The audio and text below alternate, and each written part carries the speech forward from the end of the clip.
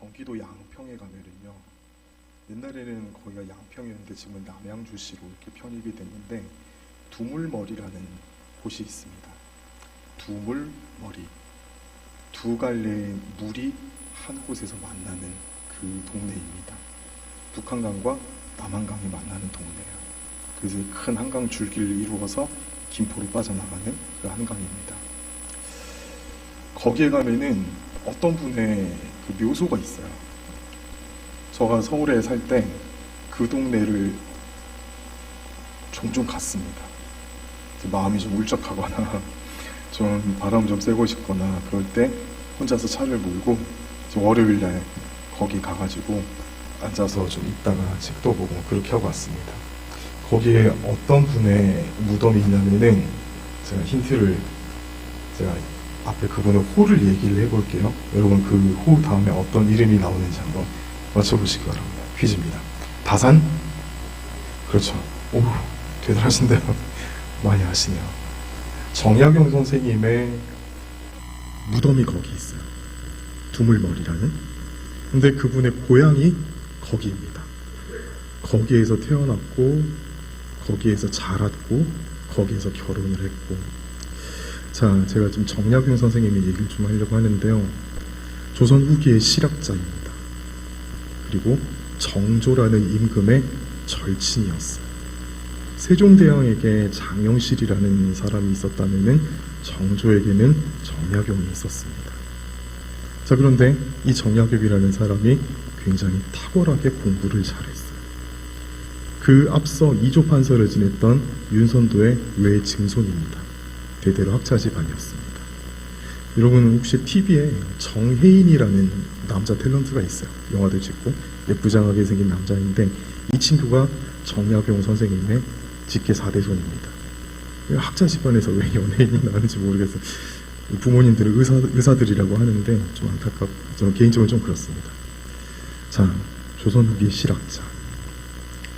성균관에서는 늘 1등을 했으나 이 정약용 선생이 그 당시에 정치 파벌로 따지면은 노론, 소론, 남인, 벽파 이렇게 있었는데 그 당시 집권 여당이 노론이었어요. 근데 이 노론의 견제하에 성균관에서는 늘 1등이었는데 대과에 급제하지 못했습니다. 이제 썰에 의하면은 역사학자들의 썰에 의하면은 두 가지 의견이 있다고요. 너무나도 탁월하게 공부를 잘하니까 이 노론에서 일부러 떨어뜨리는 거예요. 자기네들의 그 입지를 잃어버릴까 봐. 두 번째 썰은 이 사람이 너무 공부를 잘하는데 남인의 그 소속입니다. 정치적으로 소수 집단이에요. 힘이 없어요. 이 사람이 중앙의 정치에 나오면은 반대하는 세력들에서 금방 잘리게 될까봐 정조가 일부러 떨어뜨리고 자기 곁에 그냥 오래오래 두기 위해서 그랬던 썰이 있습니다. 자, 그런데 이 정약용 선생님이 집안이 신유학회 때 셋째 형 정약종 씨가 세례를 받았어요. 예수님을 믿게 됐습니다. 세례명은 어거스틴이었어요. 그게 발각이 돼가지고 이 집안이 풍비박산이 납니다.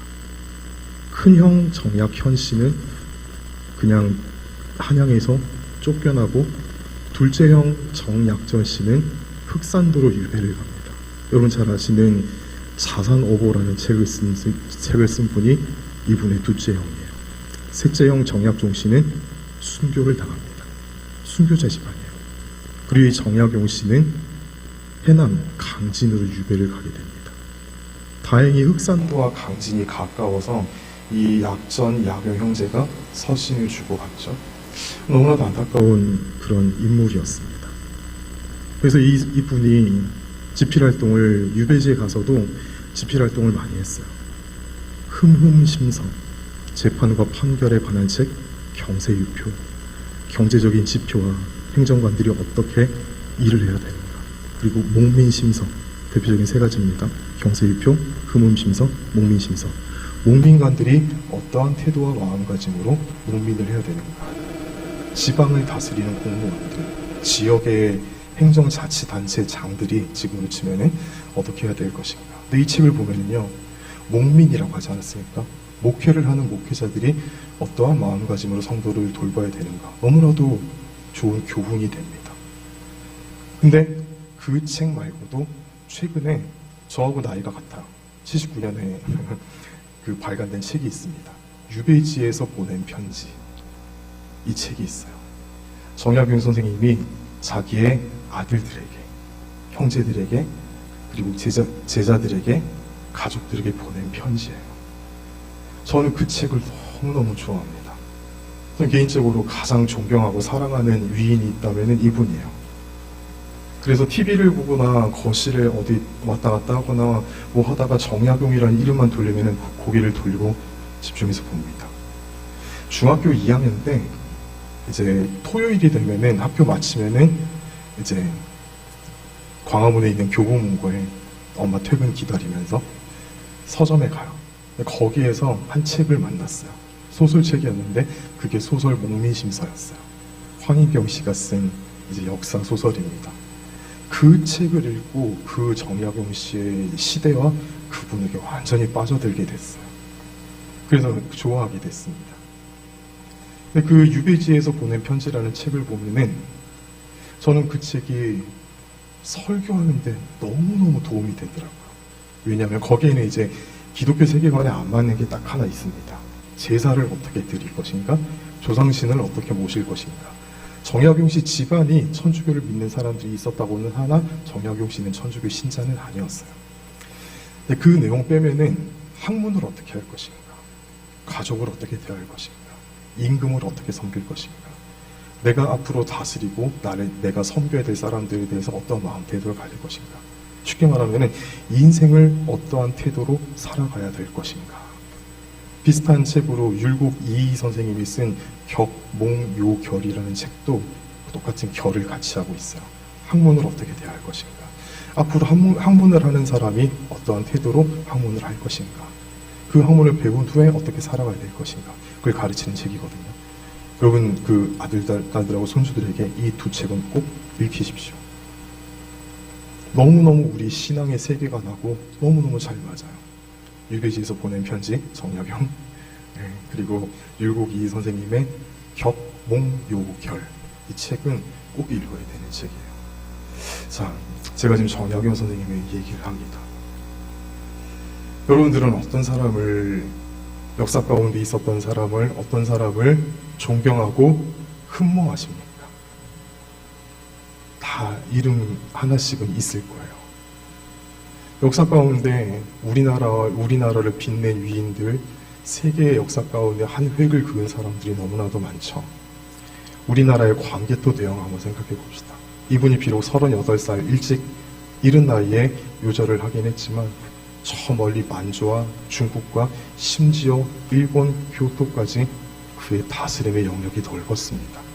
그래서 그분의 이름을 광개토, 넓은 땅을 다스렸던 왕이다. 자, 프랑스를 이끌었던 보나파르트 나폴레옹은 어떻습니까? 헬라 제국의 알렉산더는 어떻습니까? 페르시아 제국의 다리우스 왕은 어떻습니까? 다 얼마나 그 역사 가운데 이름을 날렸던 큰 위인들이지 않습니까? 여러분들은 가슴속에 어떤 이름이 스쳐 지나가면은 가슴이 떨리고 막 기분이 좋습니까? 혹시 임영웅 씨 이런 트로트 가수들 이름만 들으면 막 관심이 가고, 언젠가 한번 그 사람들이 콘서트 하는 장면을 살짝 봤는데 세상에 2만 명이 들어가는 경기장에 아주머니 부대들이 가득 채웠더라고요. 정말 어느 수련회를 가도 그 집회를 가도 그런 열정으로 이렇게 찬양하는 걸 본 적이 없을 정도로 열광을 하더라고요. 뭐 그들의 팬덤에 대해서 제가 뭐라 할 그건 아니지만은 좀 아쉽더라고요.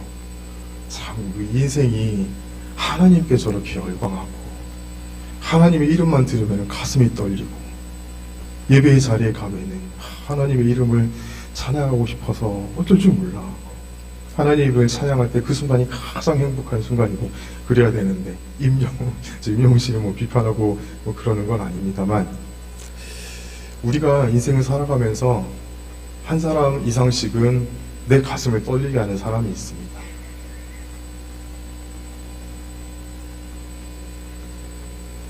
내 관심을 가져가는 사람이 있습니다.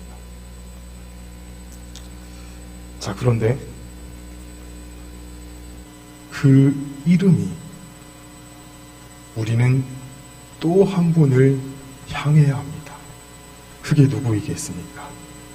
바로 하늘에 계신 우리 하나님 아버지이십니다. 그분이 나에게 무슨 얘기를 하는가? 제가 앞서 몇 권의 책을 얘기했잖아요. 정말 저는 집에도 그 책이 있고 사무실에도 그 책이 있고 부모님 집에도 똑같은 책 여러 권 사가서 놔뒀어요. 자주 그 책을 들여다보려고. 그분이 이야기하는 교훈을 내 것으로 삼기 위해서. 저는 저의 아버지가 타이틀은 집사님이었습니다만 신앙생활 그렇게 잘하지 않으셨거든요. 제 친구들 중에서 아버지를 목사로 둔 친구들이 저는 제일 부러웠어요. 교회를 섬길 때는 어떻게 해야 되고, 사역은 어떻게 해야 되고, 신학은 어떻게 해야 되고, 기도는 어떻게 해야 되고. 저는 사실 저희 친아버지한테 한 번도 들은 적이 없어요. 그래서 제 마음에 큰 그늘이 그거였어요. 근데 잠언을 읽다가 제 그 한이 풀렸어요. 잠언 초반에 어떤 말이 계속해서 반복적으로 나오는지 아십니까? 내 아들아, 내 아들아, 내 아들아. 내가 그렇게 듣고 싶었던 내 아버지 음성이 거기 있더라고요.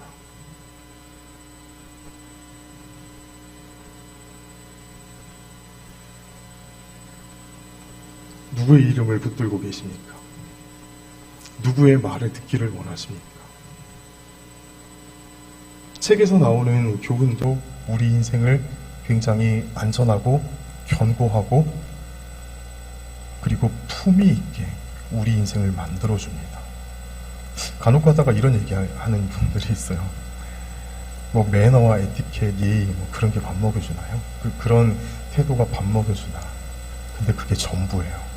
인생을 살아가다 보면은 사람을 어떻게 대하는가, 어떤 태도로 살아가는가, 그게 때로는 우리 인생의 중요한 발걸음을 결정하는데 큰 역할을 할 때가 있습니다. 근데 그거는 우리가 어디에서 배웁니까? 내 부모님의 가르침 가운데, 내가 존경하는 사람들의 그 레슨 가운데, 훌륭한 삶을 살았던 그분들의 책 가운데서 그 인생의 스텝을 어떻게 만들어가는지를 배울 수가 있습니다. 근데 중요한 게 하나 있어요. 그분들은 저를 알까요? 모를까요? 몰라요. 저가 굉장히 존경하는 목사님들이 몇 분 있습니다. 그 중에 어떤 분들은 하늘나라 가신 분들도 있고 이제 은퇴하셔서 그런 생활을 하시는 분들도 있습니다. 저는 그분들 너무너무 좋아요. 그분들이 하신 설교 제 저장 장치에 저장이 돼 있고 정말 자주 듣습니다. 어떤 때는 그 레파토리를 다 제 입으로 외울 정도로 여러 번 들어요. 저는 그분들의 가르침이 너무나도 귀합니다. 어떤 목사님은 저분의 10분의 1, 20분의 1이라도 내가 살아가면은 나는 정말 하나님 앞에서 성공한 인생이 될 텐데 라고 할 정도로 너무너무 존경하고 싶은 목사님들이 많이 있어요. 근데 저는 그분을 알아요. 어디서 태어났고 어디서 신앙생활을 하고 왜 신학을 하게 됐고 교회를 어떻게 개척하게 됐고 교회를 세우는 가운데 무슨 일이 있었고 지금까지 어떻게 목회했는지 그분의 목회 철학이 뭔지까지도 알고 있어요. 근데 그분은 저를 몰라요. 그게 참 슬픈 일입니다. 만약에 그분들이 저를 알면은 참 제가 행복하겠죠.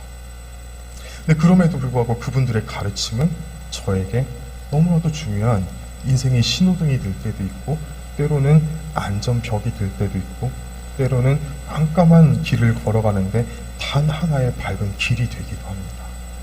너무너무 귀한 거예요.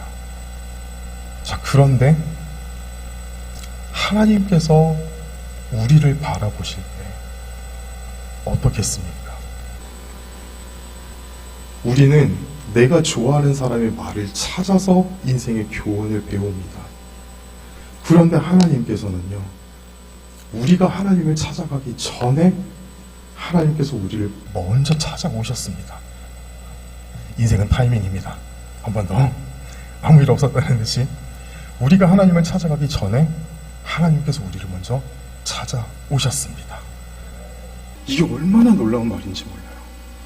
그 하나님이 어떤 분이십니까? 정약용 씨가 저를 알까요? 몰라요. 그 유명한 목사님들이 저를 알까요? 몰라요. 저는 그냥 목회 세계에서는 저기 구석에 찌그러져 있는 아무것도 아닌 존재예요. 근데 하나님은 저를 아십니다. 하나님은 여러분들을 아십니다.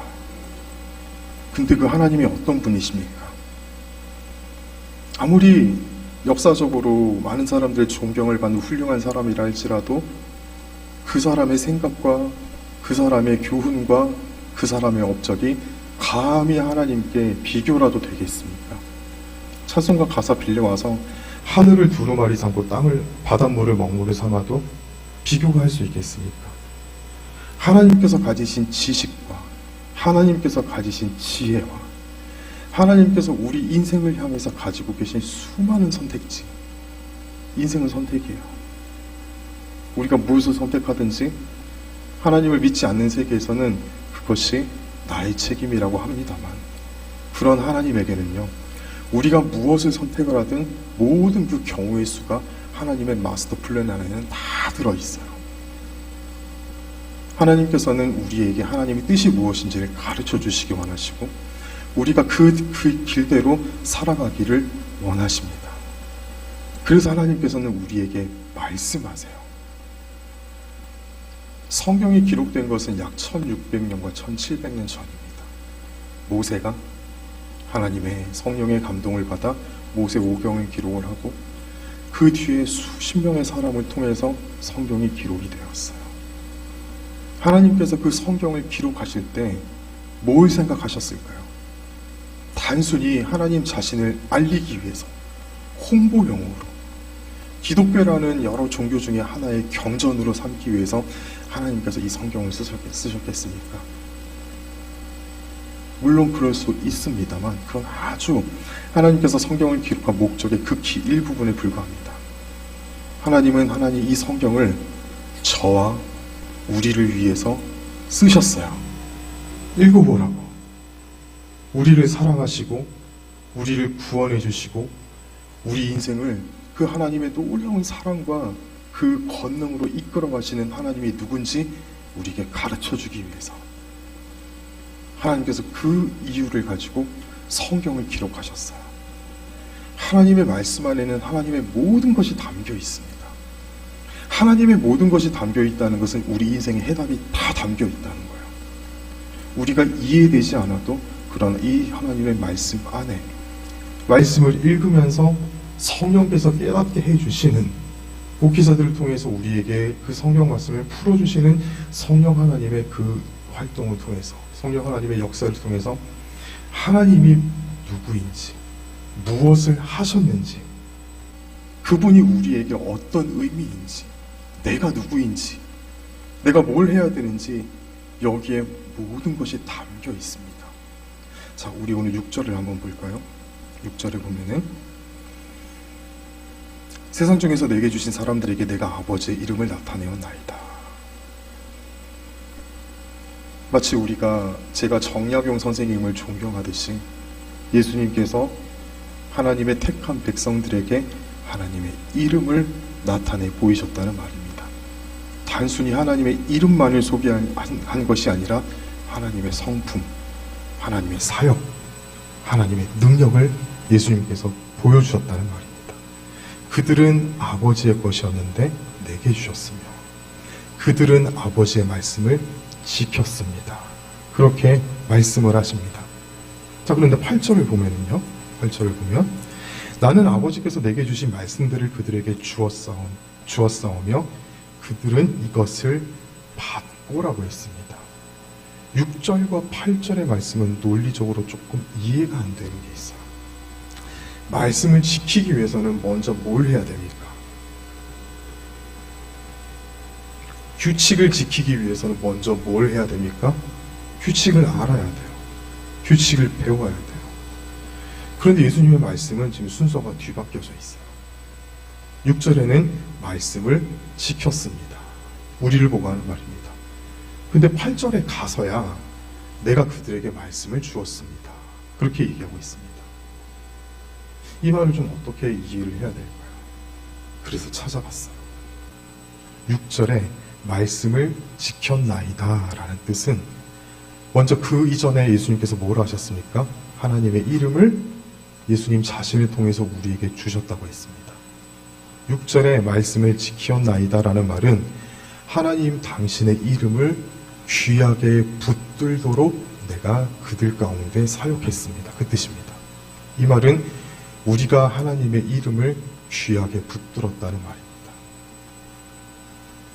자, 우리가 하나님의 이름을 붙들었습니다. 여러분, 하나님의 이름을 붙들고 계십니까? 하나님의 이름 정확히 붙드셨습니까? 아멘이 약해지죠? 자, 하나님의 이름을 정확히 붙드셨으니까 지금도 붙들고 계십니까?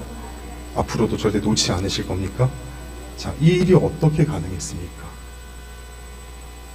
예수님께서 이 땅에 오셔서 먼저 사역하셨고 그 기록이 지금까지 우리에게 정확하게 전달이 됐으며 그 기록의 내용을 내가 믿을 수 있도록 성령 하나님께서 내 마음 가운데 은혜로 역사하셨기 때문입니다. 성령께서 우리 마음 가운데, 우리 인생 가운데 하나님의 그분의 이름이 얼마나 귀중한지를 붙들도록 우리에게 역사하셨기 때문입니다. 우리에게 믿음 주셨다는 말입니다. 누구의 이름을 귀하게 여기면 그 이름 속에는 그 사람의 실존이 증명이 됩니다. 허구의 이름을 만들어내가지고 그 사람이 있었다라고 이야기하는 것이 아닙니다. 우리가 인생을 살면서 귀하게 붙드는 것은 픽션이 아니라 넌픽션입니다. 가공의 이야기로 만들어진 그 속에 존재하는 것을 붙드는 것이 아닙니다. 그게 뭐예요? 우상숭배예요. 우리는 역사적으로 실존했던 그분의 이름과 그 위인들의 이름을 우리 인생 가운데 붙듭니다. 정약용 선생님의 이름을 제가 붙드는 것처럼 그렇게 붙듭니다. 그런데 그분은 더 이상 이 세상에 존재하지 않아요. 다만 우리가 어떻게 살면은 조금 더 도덕적으로 고귀하고 나 자신을 품위 있게 지키면서 살아가는지를 가르쳐 줄 뿐입니다. 거기까지예요. 근데 그분의 그 위인의 이름은 저를 살리지 못합니다. 아무리 공부 열심히 하고 그 가르침을 지키고 살아간다 한들 제 인생의 끝은 장담할 수가 없어요. 그런데 우리 하나님 아버지의 이름은 어떻습니까? 우리가 그 이름 붙들고 살기만 하면 우리는 구원받을 수 있을 줄 믿습니다. 이미 구원받았음을 믿습니다. 성령께서 우리에게 그렇게 역사하셨다는 거예요. 사람이 누군가를 사랑하게 되면 그 이름을 붙들게 됩니다. 그 이름을 붙들게 되면 그 다음에는 어떤 일이 일어납니까?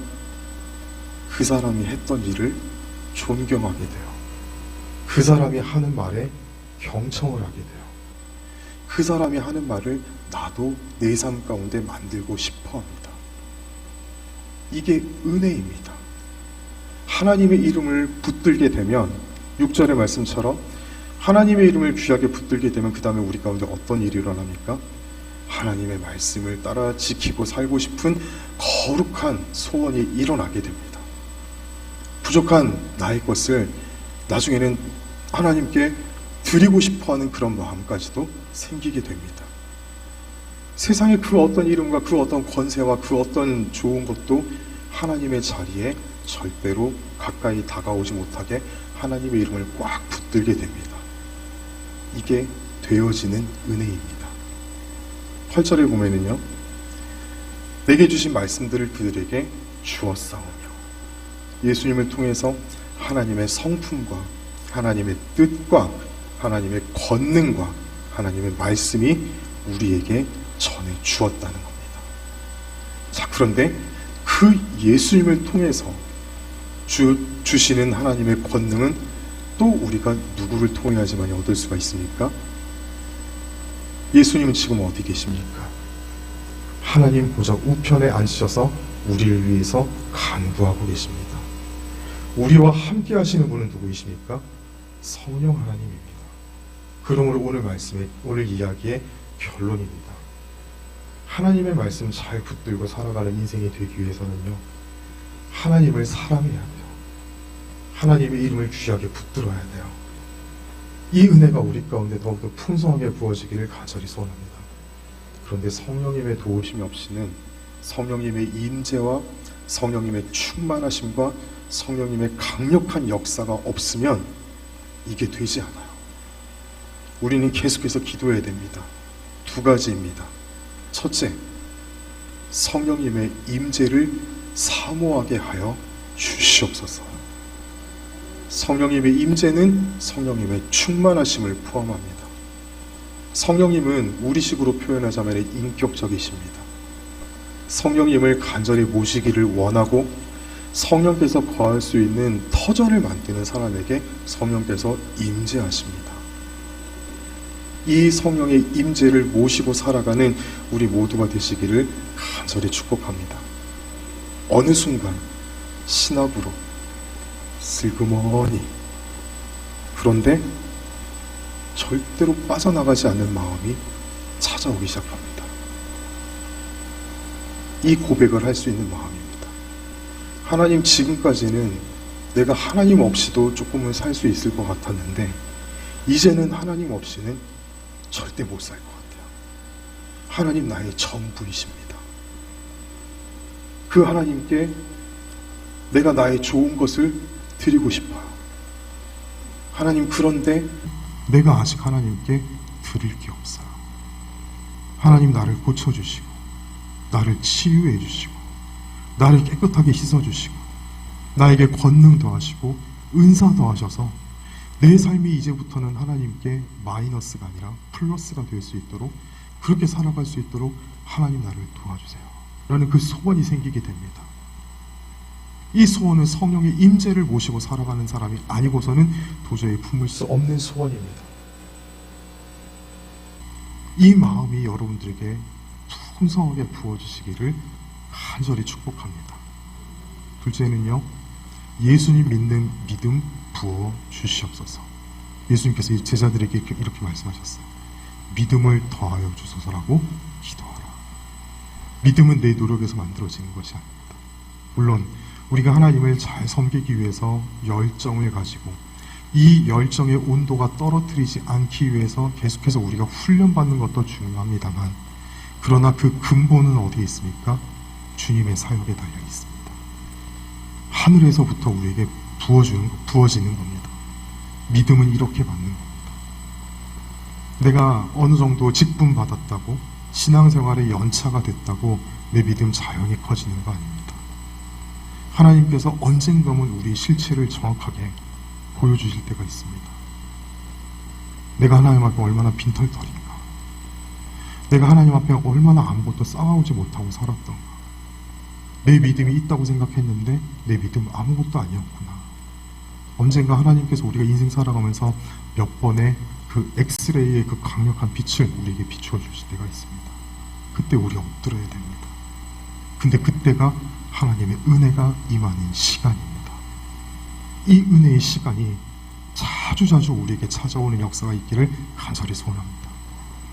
어떤 인생이 하나님 앞에 아름답게 세워지고, 어떤 인생이 복을 받고, 어떤 공동체가 부흥합니까?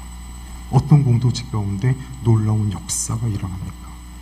이 하나님의 은혜의 순간이 자주 찾아오는 공동체와 인생입니다.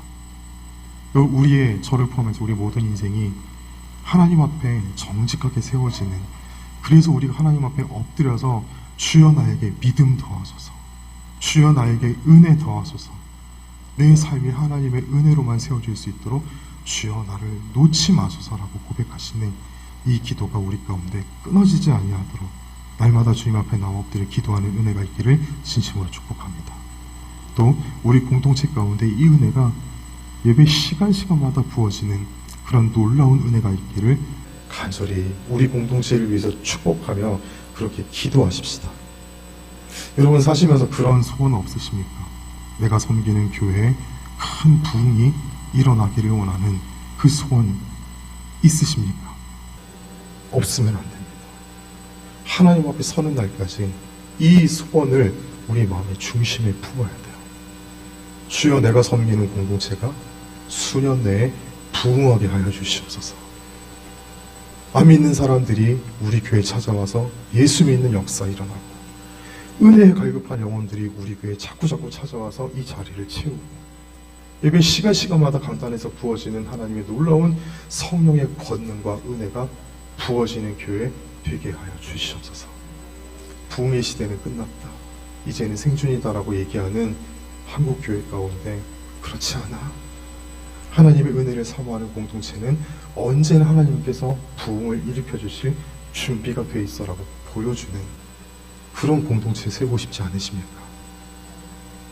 우리 교회에 그런 은혜가 부어지기를 날마다 모여 기도하십시다. 그렇게 되기를 원하는 기도의 용사들이 모여주시기를 간절히 축복합니다. 하나님께서 너무 기뻐하시는 소원이에요. 하나님께서 반드시 이루고 싶어 하시는 기도의 제목이에요. 이게 하나님의 뜻과 하나님의 영광과 나라를 위한 기도의 제목이에요. 그 기도로 불을 지피는 공동체 가운데 하나님께서 반드시 부흥케 하시고 병든 자가 고침받고 은사자들이 일어나고 우리 삶 가운데 이전에 없었던 예수님의 생명을 풍성하게 누리는 역사가 일어날 줄 믿습니다. 이 교회 가운데 그 역사가 일어나기를 간절히 소원합니다. 그래서 교회에 위해서 기도해야 돼요. 기도하시는 우리 모두가 되시기를 진심으로 축복합니다.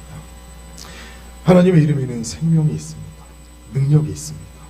놀라운 변화를 일으키는 그 능력이 하나님의 이름 가운데 있습니다. 그 이름 붙들고 살아가면 하나님의 말씀에 순종하고 싶어지는 영적인 체질로 변화하게 됩니다. 그러면 거기서부터 우리 인생은 끝나는 거예요. 하나님의 손에 붙들려서 살아가기만 하면 세상에 아무리 어려운 일이 우리를 덮칠지라도 우리는 그 가운데 뚫고 나갈 수 있습니다. 그거를 세상 가운데 보여주는 거예요. 이 놀라운 능력과 은혜를 누리며 살아가시는 우리 모두가 되시기를 진심으로 축복합니다. 기도하겠습니다.